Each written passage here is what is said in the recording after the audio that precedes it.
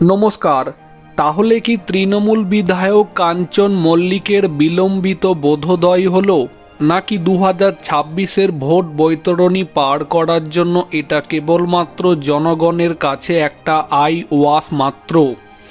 যখন আরজি করের ঘটনা নিয়ে চিকিৎসক মহল দোষীদের কঠোর থেকে কঠোরতম শাস্তির দাবি জানাচ্ছেন, যখন আরজি করের ঘটনাতে পুলিশ কমিশনার বিনীত গোয়েলের পদত্যাগের দাবি জানাচ্ছে চিকিৎসক মহল, তখন পাল্টা চিকিৎসক মহলের বিরুদ্ধে উত্তরপাড়ার তৃণমূল বিধায়ক কাঞ্চন মল্লিক আক্রমণ শানিয়ে বলেছিল, যে সমস্ত চিকিৎসক মহল সরকারের টাকায় বেতন নিচ্ছে তারা এর পরেও বেতন নেবেন তো, বোনাসের টাকাটা নেবেন তো, সরকারি টাকায় যে সম্মান পুরস্কার পেয়েছেন সেটা নেবেন তো।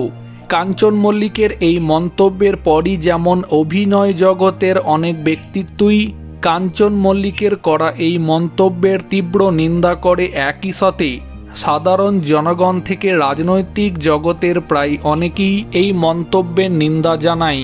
আর তার প্রায় একদিন কাটতে না কাটতেই এদিন সোশ্যাল মিডিয়াতে এসে উত্তরপাড়ার তৃণমূল বিধায়ক কাঞ্চন মল্লিক তার পূর্বের করা সেই মন্তব্যের জন্য এবার ক্ষমা চাইল।